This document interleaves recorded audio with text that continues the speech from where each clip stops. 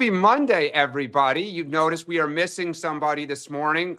Poor Rachel's without power today, so she is unable to join us. But it is a glorious Monday if the red, white, and blue is pumping through your body, because not only did our women win the gold medal, I think it was on Friday, but the men, unbelievable. As somebody who grew up playing hockey and dreamed of 1980 and being an Olympic athlete myself, by the way, that dream ended around 6 or 7.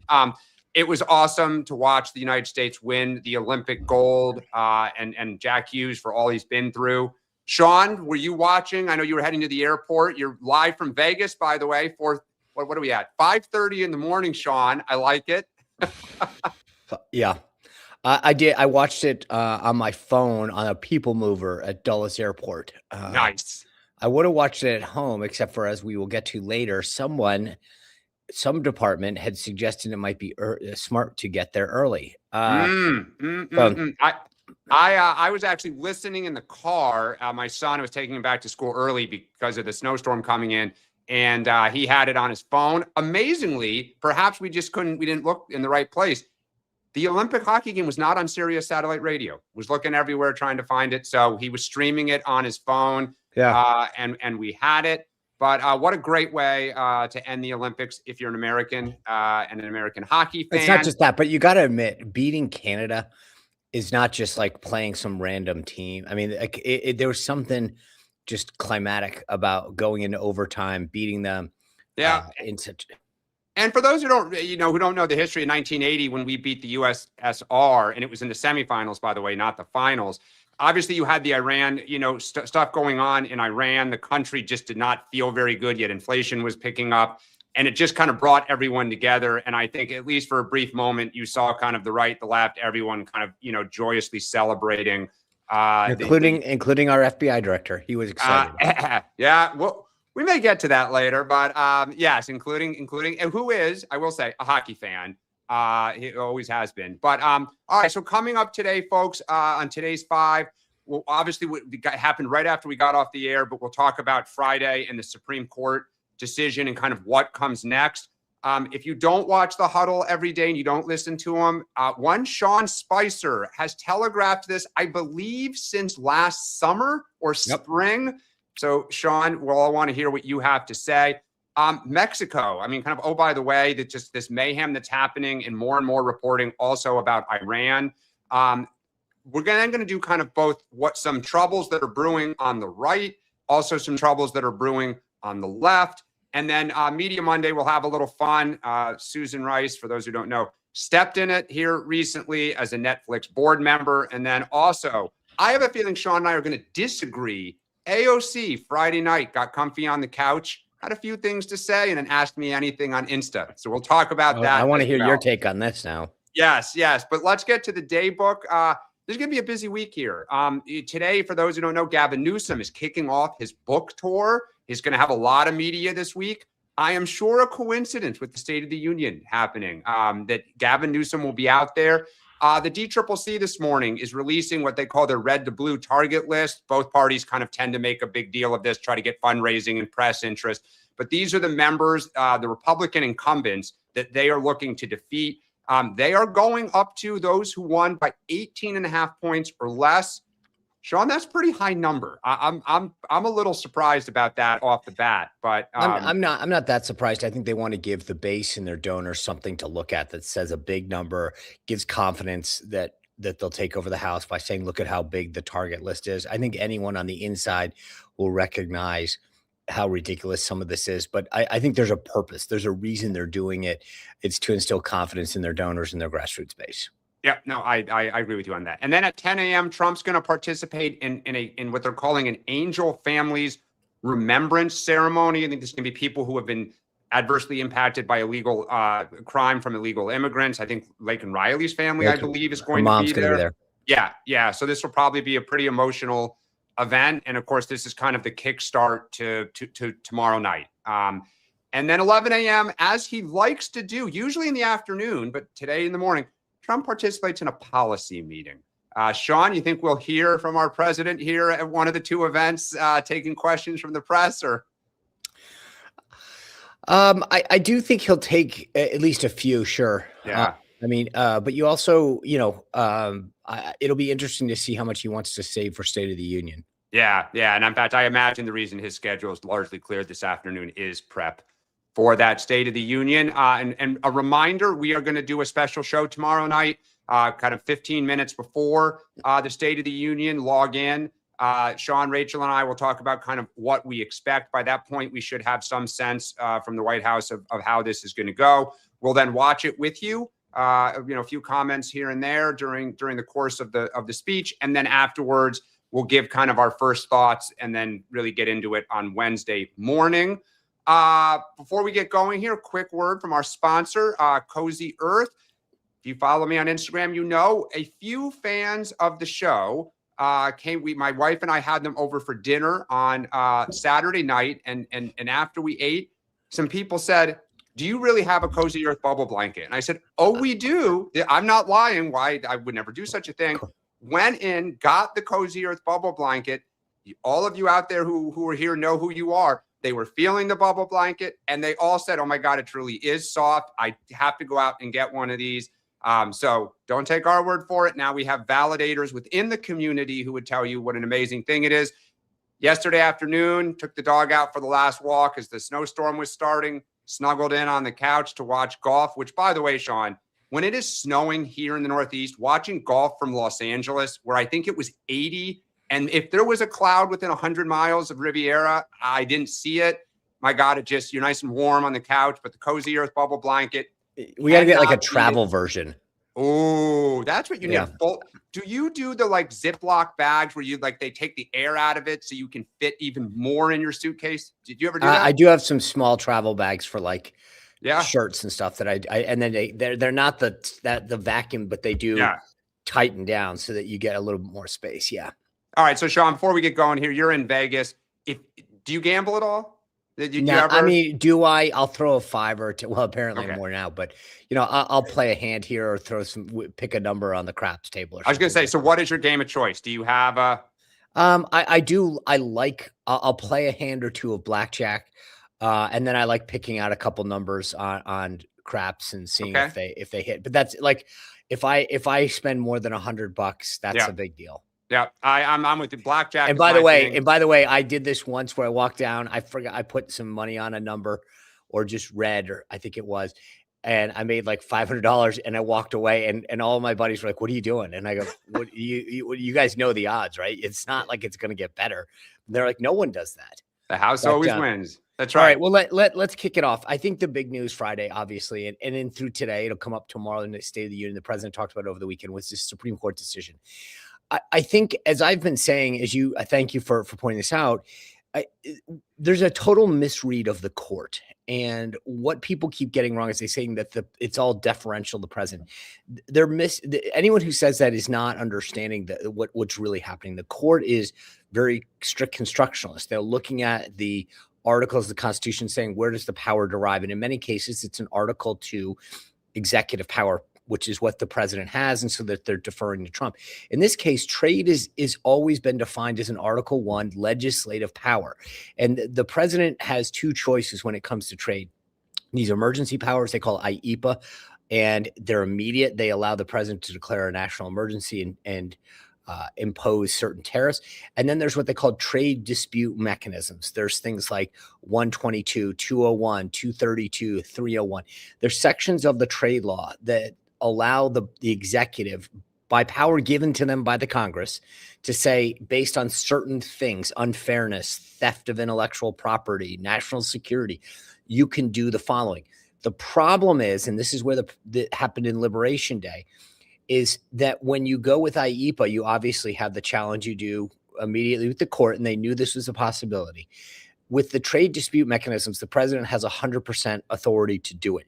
They just take longer because in the case of 301s, there's an investigation that has to occur. You have to go through the motions and say, we looked at this industry. China's ripping us off. Brazil's ripping us off, whatever. So here's the effect of what happened. There were two big issues that the court, well, three big issues that the court looked at. One is the IEPA piece. Two was the trade mechanisms. The trade mechanisms, they were silent on. The president obviously has 100% authority to do that. The IEPA tariffs, they said you don't have the authority to do that. And what did the president do? Exactly what I said he's been doing, would do for months. He immediately reverted back to it and said, great, we'll use trade dispute mechanisms. In this case, the 122 section, which allows him to declare a national security for 150 days, 15% maximum tariff, which he did. And then hopefully they figure out it buys them 150 days, which is actually a pretty nice chunk of time. That's what's happening right now. And then the court was silent on the rebate issue, meaning it kicks it back to the lower court. I think this is going to be an issue where the lower court affirms that they have to give the money back, but then they'll start to take it in through the 122 anyway. But the net of all of this is, yes, it was a little messy, but he's still going to get what he wants, and that's what matters. Well, so I disagree a little bit about that, and I think here's the thing, and I'd love your kind of opinion on this. I mean, I think three quick things. One, I thought Trump did not do himself any favor politically Friday with how he conducted himself in that press conference. That was a side of Trump, Sean, we haven't seen a lot of. I mean, just raw anger, right? And I think you heard people who are kind of apolitical, people who were just like, whoa. And when you have a problem with being seen as a little chaotic, one, I didn't think it helped him. But two, now let's look forward, because you're right. He did immediately double down. I think they made it formal this weekend on Saturday or Sunday, signed it. One, you and I have talked about this. The economy has been kind of getting better-ish, right? There's some momentum. You now have uncertainty everywhere. Am I going to get money back if you're if you paid some of this tariff? Okay, they're putting them back on for 150 days, but then what? Because that they basically made it very clear they're going to use that as a bridge to probably other trade dispute mechanisms. So the 232, the 301s, they're just buying time to get their act together. Well, so the problem is, you're right. They're buying time, which means if you're a company, you may say, let's pause. Let's see what comes out. The other issue, Sean, is there is now part of Trump's base who is with him who says Congress should codify this. Thune and Johnson were fairly silent. They put out statements that said, we're going to work with the White House. Didn't say we're going to bring this up for a vote. Sean, 150 days would bring us, assuming the clock is starting, now, brings us to the summer, I think it's July, which is Congress tends to adjourn in August for the month. My thought as a Democrat is this would be great if Republicans have to go out and cast this vote. One, how do you think the White House is going to try to message all this uncertainty? And two, do you think Congress will end up voting? Well, so here's the interesting question. This is why I just want to make sure that I know this sounds wonky, but there's important to understand. If he wants to continue the 122 15% global tariff, he has to go to Congress and say, extend it beyond the 150 days. But what I think the administration is going to do is use this as a bridge to other trade dispute mechanisms. So I mentioned the other ones that the president has 100% authority to use. The problem is that each of them involve, so in the case of 301s, it's the U.S. Trade Representative that has to do this finding. In the case of 232s, it's the Commerce Department. And so what they will do is they'll say, you guys start these investigations now. So when the clock runs out on the 122s, we pivot. So, and they'll I think that, to your point, Dan, you're going to start to hear this more and more in the next week, that we're using this as a bridge to pivot. Yeah. So if you're a company or whatever, you're going to see this. And I think that to some degree, the Congress is going to get off the hook, because the Thune and Johnson are going to say, don't make our members walk the plank. Where they're going to be. Use the other mechanisms that you have. You get what you want. We don't have to take a tough vote. Well, I think what you're going to see, and you Democrats have already kind of giddily started saying this publicly, is you're going to see Democrats putting in ads that, one, this is a sale, that Trump is doubling down on a tax on you, the average American. And two, you're going to hear Democrats saying, if we get the House, let's say, and the Senate back, we are going to override these tariffs. Now, Trump will veto them. But the point is, it's going to put Republicans on the defensive, to Sean's point, of having to say, if I am reelected or I am elected defeating a Democrat, where are you on tariffs? And today, they're 65% in the Washington Post before the Supreme Court said that they objected to them.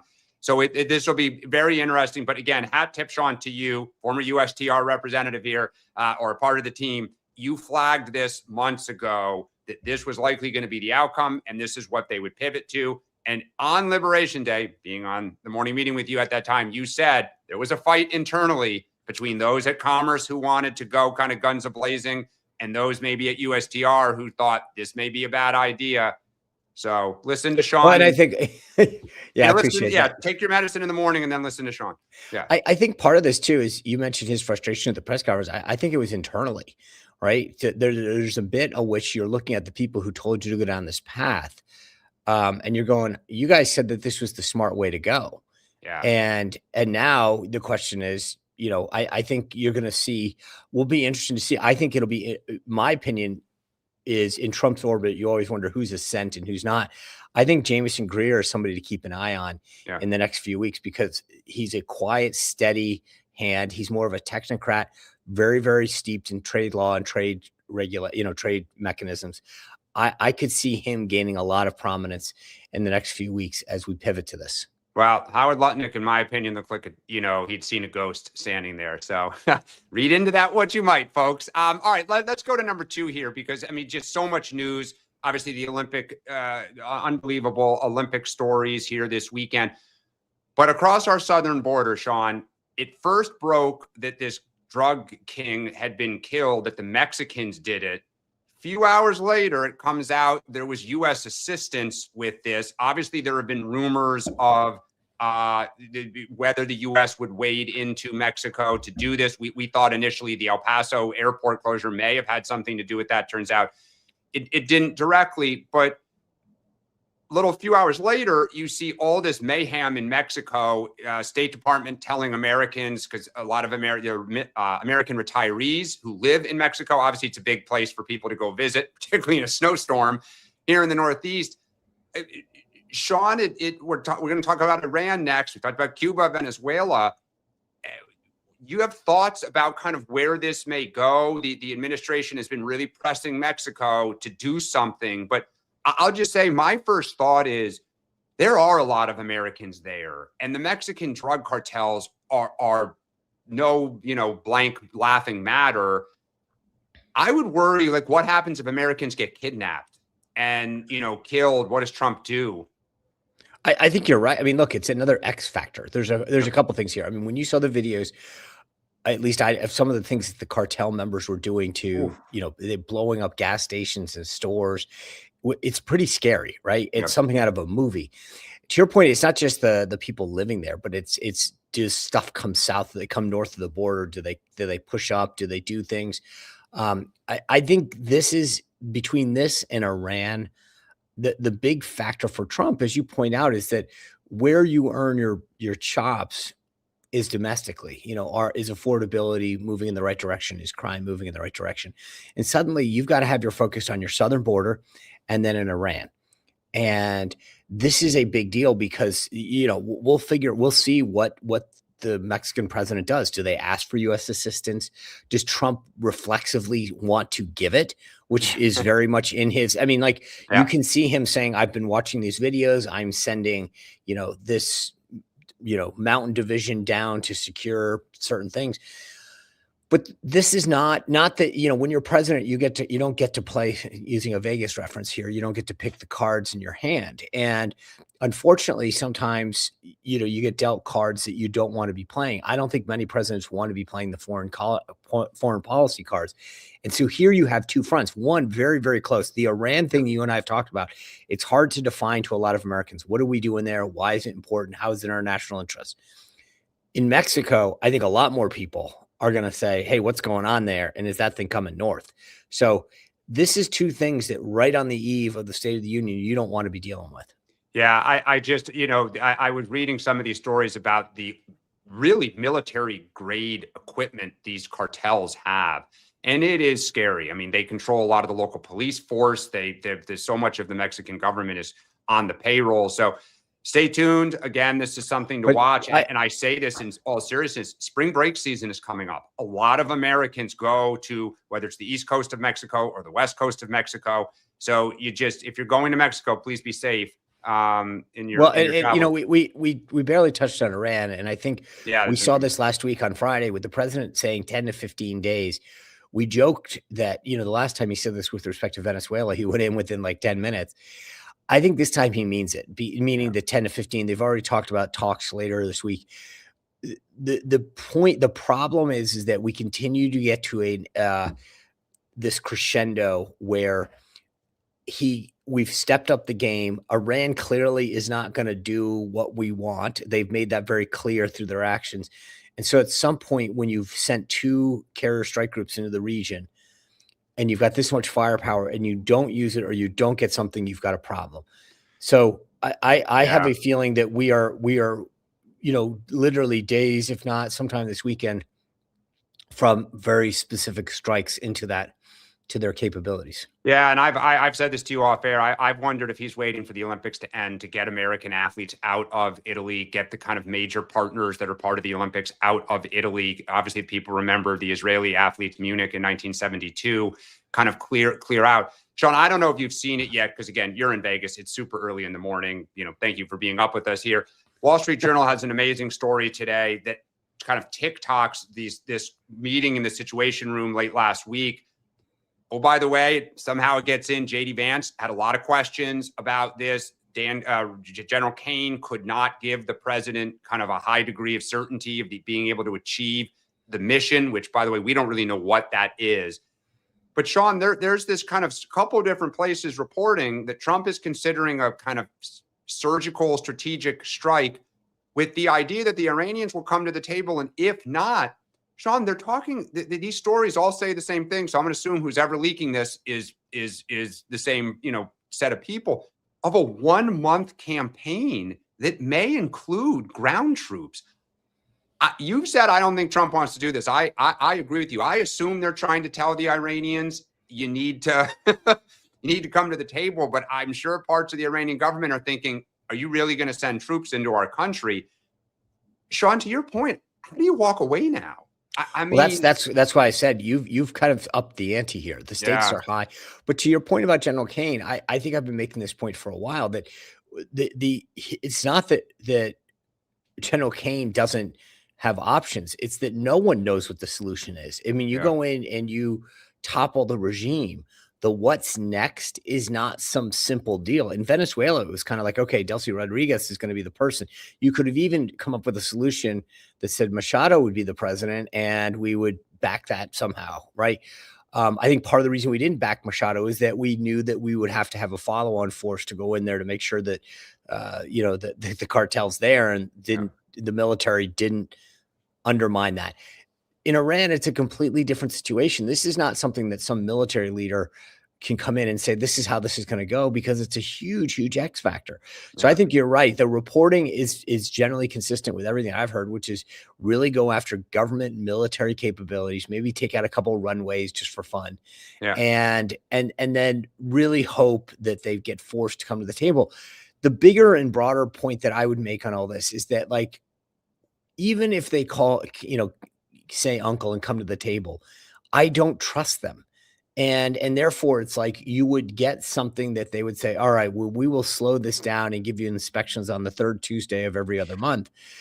It's just not going to happen. So the thing that I find fascinating is I think that the administration wants a way out. No one wants a ground war. No one wants some random thing. And so they're trying to get the Iranians to say, give us an out here. Come to the, and I wouldn't be surprised if they do get to that point, because the Iranians need to do something, or they realize that this is not going to end up well for them. And of course, it's ironic that one of the things that's being leaked is the ability for Iran to keep some semblance of nuclear research for medical stuff. Somewhere the Obama team is laughing a little bit about this. But all right, let's go to this next kind of these two topics.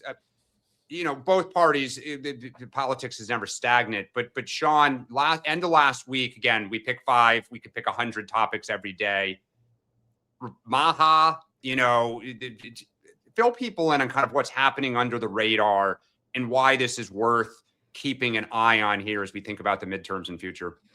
Yeah, so it's interesting. I mean, I don't think that anybody doubts, maybe not to what extent, but that Maha was important. When Trump and Kennedy came together, it was a huge fusion of the MAGA movement and the Maha movement.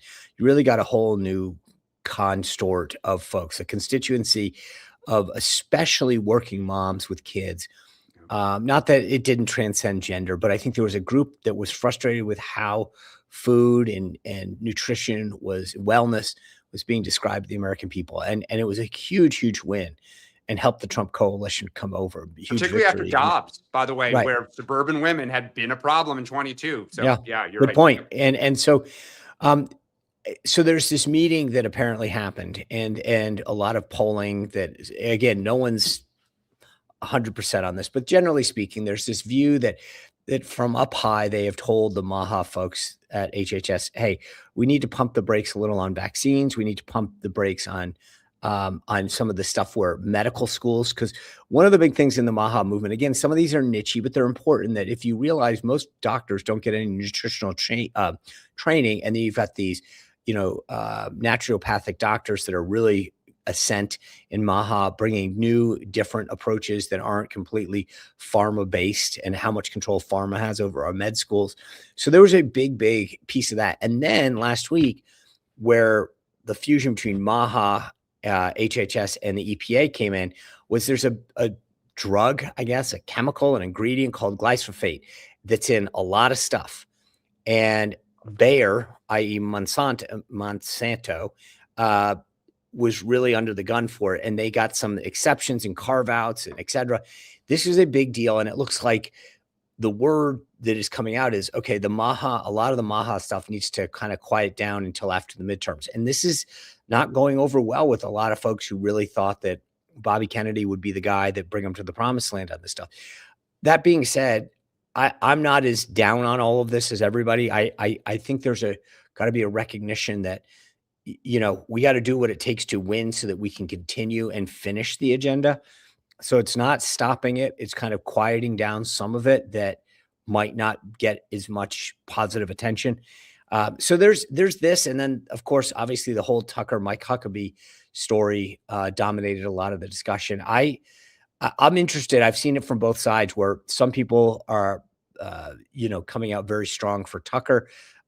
Specifically on this one comment he made about the Middle East and Israel having the right to the land that Huckabee made. But I will tell you that I think Mike Huckabee really was the first guest that I've ever seen on Tucker that really went back at him and brought the receipts, as the kids like to say. Yeah, no, it is. And I think what's fascinating about the chemical story with Maha too is there have been, if you read the DC kind of policy press, and yes, we're going kind of down into the weeds a little, there have been these stories about kind of primarily Republican and Midwestern senators who are mostly Republican, quietly trying to say, hey, wait, all of this stuff against these agro companies and their chemicals, hey, those are local jobs. Those are, our tax dollars in our state. Kind of cool it a little bit, back off a little bit. And of course, this is not uncommon. This is what happens when you are the president. You get different factions that have different interests, and behind the scenes, there's a lot of wrestling. And apparently the White House, trying to make everybody happy and thread the needle, as you say, and the longer you're in power, the more this type of stuff happens, kind of like with Tucker. So worth watching. And of course, looming out there. I mean, but it'll be interesting to see how this plays out, because it's not some small issue. If you're a believer in what being put in our food is bad for you, and you're watching this one ingredient in particular, this, to your point, this is the big battle that always happens in DC with big food, big ag, big pharma, where they come in and they Bigfoot an issue and say, well, you know how many jobs this is, and here's how much money we can spread around your district. And this is what I said last week about big tech. There was a story that Zuckerberg and team at Meta are throwing around, literally tens of millions of dollars to spread around. Well, they're not doing this for, altruistic reasons. They're doing this to make sure that we don't have more lawsuits and legislation that affect, their ability to go in and manipulate children. Yeah. No, it is. And of course, on our side of the aisle, there are kind of two kind of under the radar things that are looming that are real problems. The first is if I've said this in the past, it's now being reported that one of the things in that autopsy that the DNC did on the 2024 race, that for those who don't know, is being kept under wraps, is all of the things that Kamala Harris struggled with and picked apart because she wants to run again. So she doesn't want this, relitigated, aired, her judgment, relitigated or questioned. But is this story of the Israeli-Palestinian issue and just how much it dogged her, it dogged Joe Biden prior, this kind of trying to make everybody happy. I mean, here it is. We talk about the White House trying to make everyone happy with Maha, that it's still an issue. We've talked about AIPAC and they're kind of trying to go into these congressional races and trying to keep Democrats or the few that are left that are for Israel firmly 100%. But this issue is just not going away. And as we get into next year in 2027, whether it's JD Vance or with Tucker and Huckabee or on our side, I think trying to straddle the middle is increasingly going to be hard. That people are going to be forced to try to pick a side, or my God, your political skills, if you can keep everybody happy. I still can't believe how much they worked on this report and it's been kept under wraps the way it is. The idea that, to your point earlier about the Wall Street Journal and the sit room with all those folks, that gets leaked out, but a DNC report doesn't. I think that, like, to me, that means that the Harris people are very concerned about, and I'm actually shocked that they got into this kind of detail. I know when we went through our version of an after action report, the RNC, there's a lot of back and forth. What do we put in? What do we keep out? Is there a public version, a private version? I get it, why the Harris people are very concerned, but I would have assumed somebody inside the DNC would have wanted to get this out. Well, and the way this one piece got out was they were briefing a pro-Palestinian group. And that group, I think, put it out to remind people that if you try to straddle this issue, it is a problem. The other one, look, I think, Sean, you and I are in agreement today in the Democratic Party, if it's not Harris, the front runner today is Gavin Newsom. We've talked about what a great kind of 9 months politically, again, within the Democratic Party he's had. We're not saying as a general election candidate. But if you are not paying attention in California to the race to replace him, it's really fascinating. California has a jungle primary, which means the top two finishers, regardless of party, could be D on D, R on R, advance. We've talked about Katie Porter and all of her struggles. The Congresswoman, Elizabeth Warren, was out there last week to endorse her. Eric Swalwell, obviously the right has had a lot of fun with him over the last few years. But today, the two leading in polls are Republicans. And the Democratic Party had their state convention this past weekend and has started sounding the alarms that with 4 or 5 Democrats running and 2 primary Republicans, if the Democrats don't get their act together, you could have a all Republican general election. And if you're Gavin Newsom, you do not want your your replacement, either a Republican kind of combing through all your files and, looking for fraud, looking for anything to embarrass you, remind people of all of your problems, or to be candid, someone like Katie Porter who says, you're not liberal enough. You didn't raise taxes high enough. We're going to do all this. And then you're going to war against your own base. Sean, you have a lot of experience with candidates. I mean, Trump locked down Florida. I mean, even Ron DeSantis was like, yes, sir. What can we do to help you? The fascinating thing about this is that normally you try to consolidate power around one Republican, right? Yeah. Right now, you actually want both of them. Like if you're thinking of like a NASCAR race, you want both of these guys to be next to each other because, so to your point, if you got 5 Democrats and right now the 2 Republicans are both like at 15, 16 each. So they would be 1-2, but let's be clear. The Democrats right now are at like 14, 13, 12. I mean, so it's very close, but God, you see a scenario where Republicans finish 1-2 and guarantee a Republican governor. I mean, that would be a whole new world for Newsom that he didn't expect. Then secondly, to your point, like he almost, depending on which Democrat, like right now, his odds of getting somebody that's favorable are not great, right? I mean, so I think that to me, but Newsom also had a tough weekend. He did this one forum where he seemed to allude to the fact that he is relatable to Black people because he got a 960 on his SATs, which I kind of found like it was an awkward laugh initially. But the other big tell was in this interview that he did, he talked about a text that he got from his son saying, Dad, I don't want you to run. I saw the news because you're not going to spend any time with me. And the thing that I thought was fascinating was that he revealed it. Yeah. Right.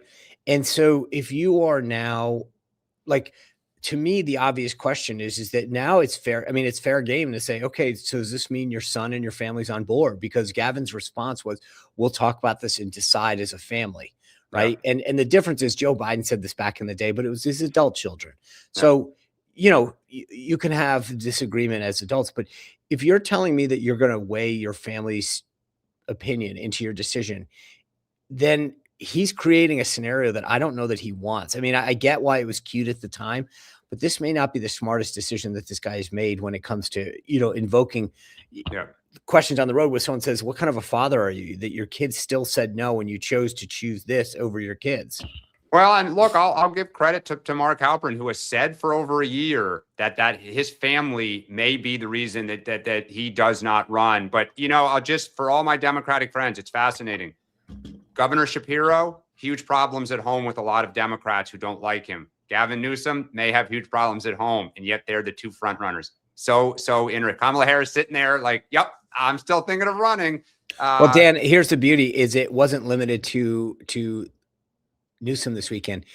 My good friend Alexandria Ocasio-Cortez, another potential front runner, she can't let go how bad she was. All right, here we go. Media Monday. So, topic number 5. I'm sorry. Yeah, I forgot. I pivoted prematurely here, but this is, we talked about this. So she goes to Munich just to set this up. She gets asked about, would the United States defend Taiwan if China attacked? Now, longstanding, decades old U.S. policy is called strategic ambiguity, meaning we basically say we're not going to tell anybody because it's a deterrence to China, but we don't want to say we're in bed with Taiwanese. We'll give them arms and support, whatever. But it creates a little bit of strategic ambiguity, which is we're not going to tell you. So here's how we all saw how she answered it in Munich, a Kamala Harris word salad. And then she, as you pointed out last week, she calls the New York Times to clean up. That doesn't go well. So then she does this. Play the video. I don't understand foreign policy because out of hours of discourse about international affairs, I pause to think about one of the most sensitive geopolitical issues that currently exist on Earth. I'm afraid the issue's not my understanding, but rather the problem is perhaps you've gotten adjusted to a president that never thinks before he speaks and doesn't care about the implications of his words before he speaks on matters like these. And in fact, if you actually look at what Trump said about this issue himself, he actually had the same, if not a worse, answer. So ask yourself, why do you think the issues turn to that? And I'm going to tell you, it's because frankly, there are very few people who are actually willing to challenge the foreign policy establishment that continues to send people to war and bankrupt our country for the rich. So if you're not familiar, before I turn it back over to Sean, so if you are on social media and you use the popular platform Instagram, you would know that there's something called AMA, Ask Me Anything. Influencers, all sorts of people do these as a chance to just kind of take questions. So Sean, sorry, I return to you for your thoughts. Yeah, and also I'm not really sure. I will say this because I can see it in the chat. I'm not really entirely sure if the sounds in that were from her video, but that aside, I'll focus on the substance of her answer. It was basically like, it's your fault you didn't understand my word salad. To sort of claim the fact that it's our fault that we don't understand her is pretty tone deaf. And I actually think that was a really stupid response, to go back out there and double down on the fact that it was a complicated question. She didn't pause. Like if she had said, it's a good question. For years and decades, we've had one foreign policy. And I frankly think that we might want to consider it before we get ourselves drawn into a massive,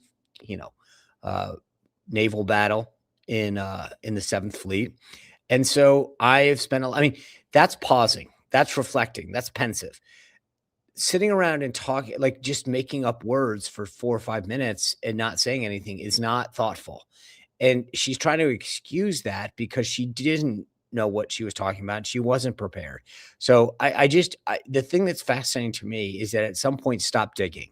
And she's making this worse for herself. And basically, in my mind, reassuring everybody who had doubts that she could be a serious candidate that they were right. So I am going to 100% disagree with you on this one. So I actually put this out Saturday morning. I actually thought this was really smart. And I actually am really surprised that she didn't do this sooner. And that is, so there's three different parts to this to me. One is that is more her natural environment. Like we can all laugh about an AMA on Insta, but she does these all the time. She's got her voters hear it. So she's not trying to reach MAGA with this, which is why you and I both said, why did you go to the New York Times? Like that is not your natural constituency. So I thought the format was, even though her voice was scratchy, whatever, it's not my cup of tea, but like our kids, others, these AMAs are a thing. And celebrities, and basically politicians or celebrities sitting on a couch Friday night, you don't look great. You're kind of, I believe that was her boyfriend snoring, not a bad stomach from Munich, but who knows? So I thought, one, she was in her element. I thought two, and I said this at the time in a Substack, I don't know why she didn't go to this message of like, hey, Trump does word salads and doesn't answer questions or whatever. To Democrats, they're like, yeah, amen. So I think flipping this to say, he's not serious, he's terrible. Again, to Sean's side, it's like, you're kidding me. Look at, let's go back to what you said. But I think too, it rallies most Democrats who say, yeah, Trump is, look at what he said on Friday in the press conference. The guy just, is unhinged. And okay, I stumbled a little. And then just the third part I thought was trying to pivot back to, hey, I'm anti-war, I'm anti-establishment, because that's her lane, right? Is I'm the outsider, and Bernie was an outsider. So I think she wasn't trying to talk to the middle. She wasn't trying to talk to MAGA. She was trying to talk to her own people to say, here's a message you can take now out to the street, so to speak, about why I didn't screw up. I think she did screw up. I think it was a disaster. But I think from a media standpoint, that is her sweet spot, not calling the New York Times. So I maybe I'll agree with you on the platform that she should have done that first. But I don't think she came away with, like, if she had gotten on that video and said, guys, listen, it's a complicated issue. I was on foreign soil. I didn't want to talk. I to be honest with you, I'm a member of Congress. The president has the responsibility for laying out U.S. foreign policy, and I didn't want to get into it. And so I do have some differences with our current policy, but I didn't feel it was the appropriate forum to lay them out. Okay, I could maybe buy that. She basically is saying, I'm not as bad as the other guy, is not really a winning strategy. Yeah. No, that's a good point. It's a good point. So, all right, well, let's go to the last one, because this is wild. If you're not paying attention to the Netflix acquisition of Warner Brothers, obviously Paramount is in a kind of death battle with Netflix for the right. What's his name? David Ellison has been at the White House several times, has been talking to Trump. Trump has commented on this, at times saying he's going to be involved, at times saying he's not going to be involved. Susan Rice, the former national security advisor under, what was it, Barack Obama, right? I think, yeah. No. Domestic policy under Obama, national security advisor. Thank you. Okay, or vice thank versa. you. Yeah. My Democrat correspondent here. Right. She is a board member at Netflix, and in a podcast interview, was asked about all these companies and universities that have, kind of cut deals and Democrats telling kind of coward to Trump and lost their morals. Again, that's the Democrats' version. Susan Rice, reflecting the confidence in the Democratic Party of the midterms, basically said companies are going to pay a price for this. And they are going to, the bar back to the table has been raised materially. She's a board member at Netflix. As you can imagine, that did not go over very well with the President of the United States, who, if you have not seen it, put out a truth basically saying Netflix needs to fire her or you shall not have an acquisition. Sean, my first thing when I saw this was like, Susan Rice, oh boy. Like, we talk about the media now, pre-2025 here. you could probably get away with kind of this like talking down about Trump. Came out this weekend. JP Morgan debanked him, by the way. But like, huge. Yeah, in the yeah, it's not an accident that came out Saturday night, by the way. But the fact that Susan Rice went out and kind of thumped her chest at Trump, I don't see how she survives. I would think by the end of the week, I don't know or if our friends at Polymarket have it up, but I would think Susan Rice is not a member, or David Ellison sending her, holiday gifts right now. I think there's an interesting thing. One, you talk her comments had to do with this retribution, which you've brought up in the past is important because I do think that like it's real. It's real. And Yeah. I think members of Congress are going to make it real. We talked about this. If they were to take over the House and the Senate, it's investigation, impeachment all day.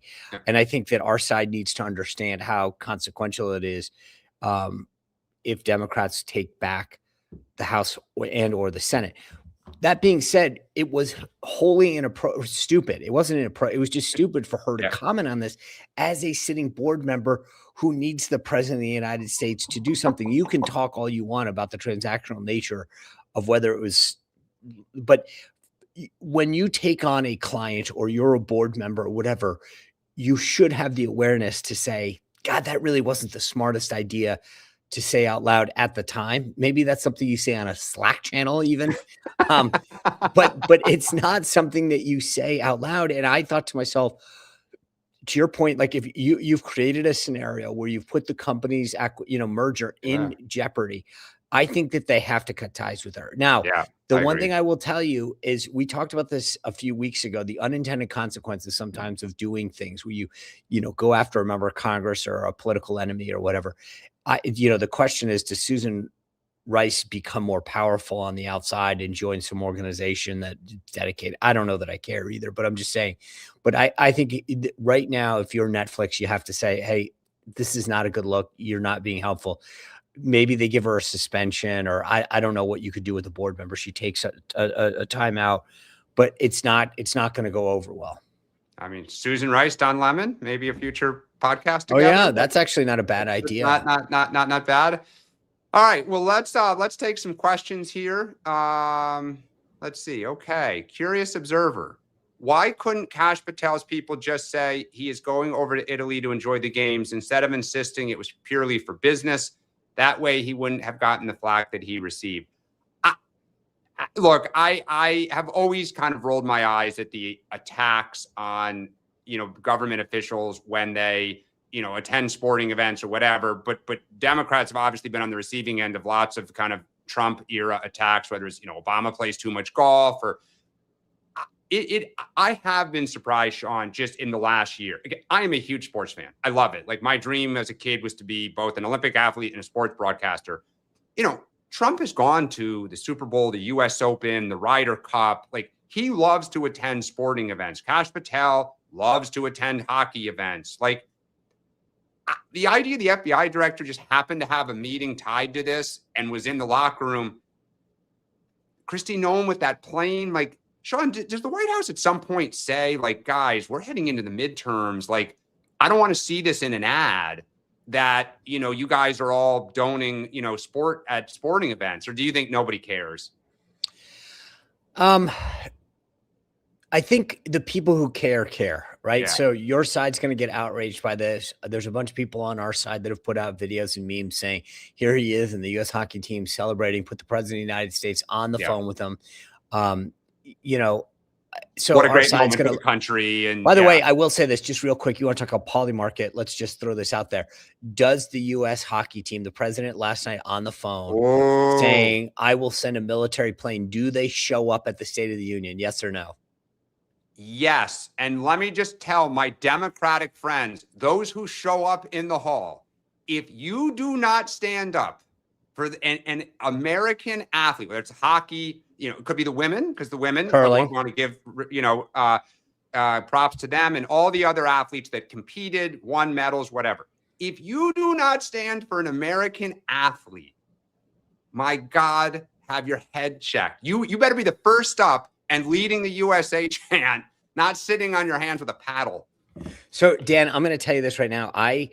I actually think it would be the greatest. Like, I know Yeah. he said it as in passing last night. If I were him, I would get, a C-130 out of Ramstein over there, fly them back, having the US hockey team, men and women, walk onto the house floor Oh, during would be epic, and then yeah. high-fiving the cabinet and even the Supreme Court. I just think that Hugging that John would. Roberts, it'd be great. Yeah, and so I would, if the president, I think sometimes he thinks of these things off the cuff, but Yep. I'm telling you, Mr. President, if you're listening, take them up on that. Get them on a plane, bring them home, have them march in. Don't just. I That's the thing, is sometimes it's like sitting in my gallery tonight, Mrs. Joyce Smith, who blah blah blah invented the latest mousetrap. I would get the hockey team to march onto the floor and have them, just with a flag. But let me get back to the question for a second. Sorry, but I here's love the it, man. This is here, like, yeah. here's the thing. The one thing that people have to understand, and this is where again I get politics and politics, policy and politics. I apologize. Politics and politics. The policy is the following: by law, or it could be by regulation. The FBI director, in personal or professional capacity, must travel by government. Okay, Yeah. he couldn't, if you wanted to go to Paris or to Italy or anywhere, South Carolina, on his own, he cannot do that. That's one of the deals they make, is that you have to fly on a government plane with your detail for obviously security reasons and so that you're in touch. That being said, so that's the policy. Everyone who says, "Oh, you used a government thing," he can't not, right? Yeah. It's just, it's regulation. Then the politics of it. I think the way that this ended up with him handing the phone, the president getting on, was brilliant. And so if you want to go after cash, to your point, he's a massive hockey fan. But look, every government official dresses up travel and says, okay, I'm here. I might as well do X, Y, and Z. I get it. They reverse engineered this little, which is, hey, there's a conference over there. There's this and that. So why don't we go to those conferences? And it just happens to be while the Olympics is going on. I mean, I don't disagree with you, curious observer, just to say, hey, I'm a huge hockey fan. I'm going over as a rep, and we send a delegation. That's not, part of what the U.S. does is send a delegation. Just have the president name you to the delegation. It wouldn't have been that tough. Yeah. So I think that sometimes we're people in politics are a little cute by half. In this case, I frankly would have just called the president and said, "Can you name me the delegation? I want to go over there for the hockey." And it would have been like, okay, great. Yeah. All right. What do we got? Next question. Who we got? Another Katie, I may mispronounce this, Yonke. Another assassination attempt on President Trump is barely a blip in the news because we've just come to expect it now. Katie, great question. Amazing story. Thankfully, the president was not there this weekend. He was back at the White House. As people have said that there was a wedding going on Saturday night at Mar-a-Lago. I mean, it's an operating club, and this is the season. So people were coming in and out. By most accounts, the guy's family was huge. They are huge Trump supporters.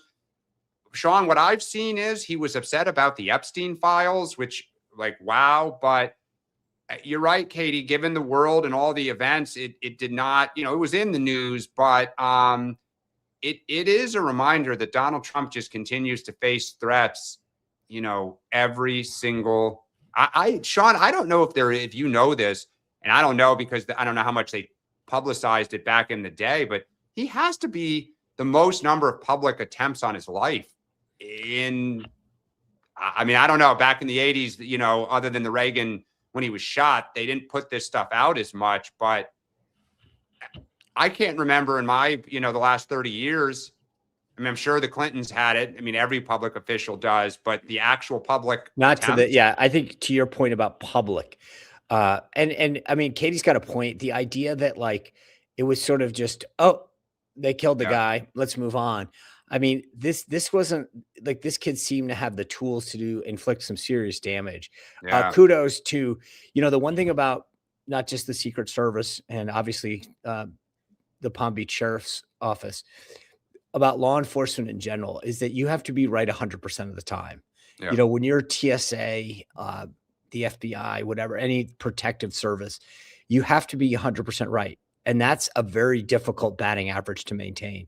Yeah. So huge kudos to them. I don't think they get the thanks. And because I would say for every, you know, we talk about the public, but the private things that they dismantle and disrupt prior to ever happening are huge. And so again, kudos to both the U.S. Secret Service, the Palm Beach Sheriff's Office, and all the law enforcement that goes out there every single day to disrupt things from ever happening that we probably never even see or hear about. Yeah. All right. But she's right on the media front too. That was to me pretty sad. Yeah. Next one here. Let's see.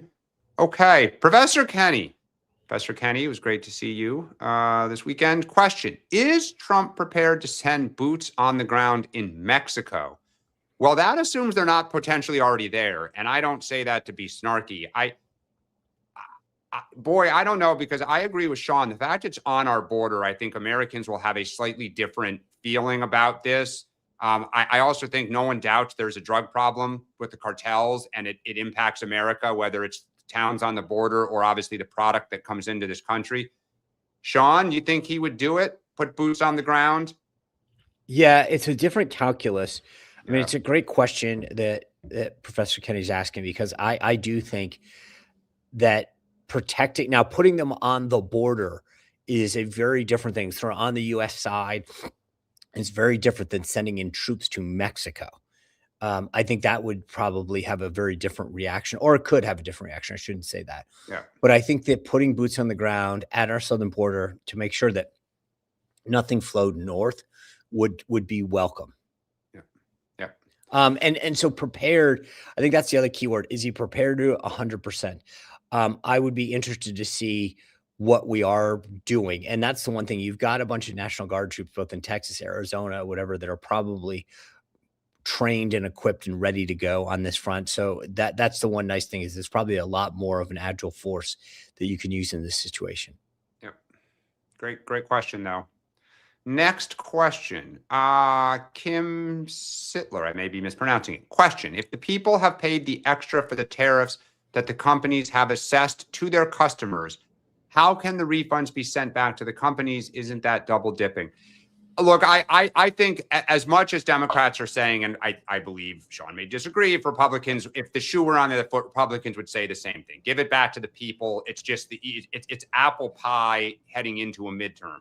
The reality is you can't give the money back to the people, because the people pay the tax in the form of raised prices by whatever widget or service that you're buying. The companies are paying taxes, you know, the import fee or the tariff when it's coming in.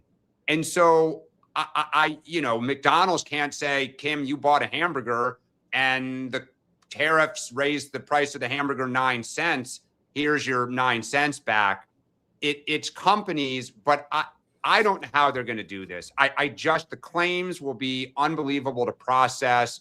Who does it? I mean, Sean, I don't even know what agency has the personnel to process. Well, it's Treasury. Yeah. It's Treasury. So the way it's worked in the past, and I honestly don't think it's ever been at this magnitude. Yeah. Is that the Treasury will process the refund to the company. To your point, the company, I don't see any scenario where the company turns around and hands it back. But again, remember that these tariffs have been a little bit of mixed bag. And I know this personally from some of the interactions that I've had, where sometimes the exporter, so say that you are the company in South Korea, you say, I tell you what, importer in the US, the tariff's $100. I'm going to eat 50 if you eat 50. And then the US importer eats 50, doesn't pass it to the consumer because they're trying to not raise costs. So the product, the timing, the company, the country is all going to matter. But I don't think consumers will ever see anything. And I'll tell you, the question or the response that Scott Bassett gave on CNN this weekend was telling, which is the court was silent on this, in the sense that they basically left it up to the lower court to tell them what to do. My guess is that if the lower court already ruled one way against it, the lower court is going to equally say you need to give it back, which again, I was a little shocked that they didn't just deal with it. So the companies, the Treasury will at some point have to do this. But I also think that this is a long time. This is not going to happen in a week or a month. This is going to be months, if not years, before anything's dispersed. All right, it's 9:30. Sean, when you're not gaming and gambling, what's coming up on the show tonight? Yeah, I got to hit all the tables. It's now what, 6:30 a.m. I'm assuming that on a everything's wide. Monday. Nothing like Monday morning in Vegas. Nothing. Yeah. By the way, massive marathon here last night. It was fascinating. They started the marathon at like 3-4 o'clock. And so the people were finishing. The whole strip was closed out. I've never seen anything like it. And frankly, at least some of the people I was talking to had never seen anything like this either. But it was kind of cool to watch. But I've run 2 marathons. I know you're a big runner, Dan. I was like, the last thing I'd ever want to do is start running that distance at like 4 o'clock in the afternoon. What was the finish in temp? the 60. By the time it started in like low 60s, maybe 60, 61. And I think it was great running weather. I'd be honest, but I don't know that I mean, at 4 o'clock in the afternoon, I want to nap. I don't want to get up and go for a 26-mile run. How many people you think missed that 4 o'clock flight out of Vegas on Sunday night because a little too long at the pool, didn't know there was a marathon, they were going to cut it close? I'm not kidding. The traffic, to get into the hotel was like, the guy was saying we had to go all the way around the city and come in through the back. And so you're right. I mean, and also, do you think that people this morning are getting up normally in Vegas, it's a Saturday or Sunday morning. You can't get up on a Monday morning. You're waking up going, I'm tired. I can't get up because I went to a marathon. Yeah, no, that's usually not the Vegas excuse. But I will say this about Vegas, underreported thing. Amazing food options there. So after you run a marathon, you got almost every restaurant known to man. Good point. All right, what's coming up on the show tonight? Tonight we're talking with Brendan Carr, FCC chairman. Obviously, you talk about AM, FM radio, the Colbert stuff. I mean, we'll see how long I can keep him because it's going to be, I think, pretty epic having a conversation with him about the fair use law and what it means going forward, both in terms of not just TV, but remember, it also governs radio. Ooh, all right. We don't have to all listen to this. I'm sure it was tough picking topics because there's so many of them with him. If you again, Rachel is out today for those who weren't at the top because of a snowstorm in DC. She lost power. She hopefully will be back tomorrow. She sent out her newsletter this morning. So if you haven't signed up at rachelbade.com, remember AEL, not AL. Or just EL. Do so now. She previews the State of the Union. And tomorrow we'll be back 8:30 a.m. But that is just the start with Sean, Dan, and Rachel because State of the Union, it's game day. We will be going in the night. So have a great Monday. If you're in the storm, stay safe. If you're not, enjoy. And we will see you tomorrow morning. Sean, have fun in Vegas. Yeah, thank you.